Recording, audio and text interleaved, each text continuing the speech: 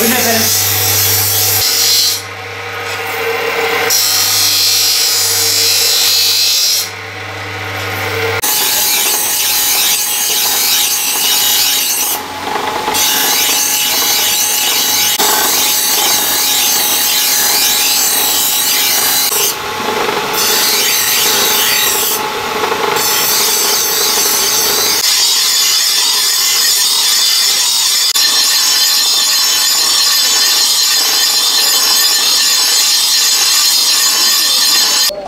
Bıçakçıyız. Yani bu 70'ten beri devam ediyoruz. Baba mesleği. Eskiye nazaran biraz düştü. Yani ne diyeyim, bir 50 ev diyelim. Yani şu an 30 eve falan düştü değilse yeri var. Bayağı bir düşüş var. Elimizden geleni yapıyoruz ama. Ya tabii ki şeyine göre, bıçağına göre. Kimi bıçak ince, kimi bıçak kalın şeyler. Yani iyi olan var. Kamyon makasından yaptığımız bıçaklar var. Bu zırhlar olsun. Böyle normal halı bıçakları var. Normal kurban kesim bıçakları var. Onları yapıyoruz. Bile yetiriyoruz. Yani yanında illaki bir deri yüzme bıçağı istiyorlar. Bunu veriyoruz. Yani şu an bir rekabet var da fiyatlarda da biraz oynama olduğu için gerideler.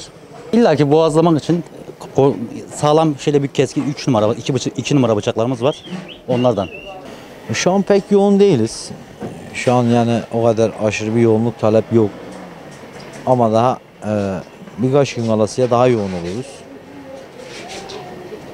Bizim halkımız alışmış son gününe bırakmaya. O yüzden son gününü ve son 2-3 gün kalasıya yoğunluğumuz başlar.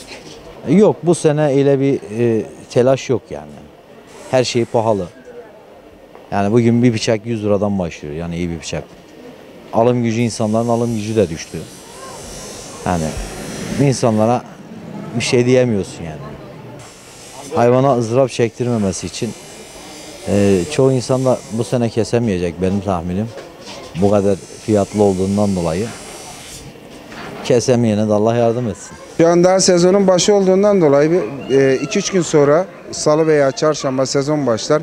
Son 3-5 gün biz biraz yoğun oluruz. Yani bu her senenin genelinde olan bir şey. Sadece bu seneye mahsus değil. Sonuçta Kurban Bayramı olduğu için biraz yoğun oluruz.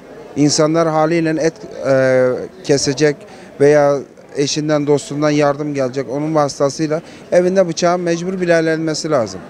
Evet, biliyoruz. Başladık. Vallahi bizim bıçak satışlarımız geçen senesinin yarısı değil. Daha aşağı. Çok aşağı. Şimdi hemen hemen yok denecek çok az. Oturuk işte. Ben her sene biz oturamazdık. Mesela 2-3 kişiden çalışırdık.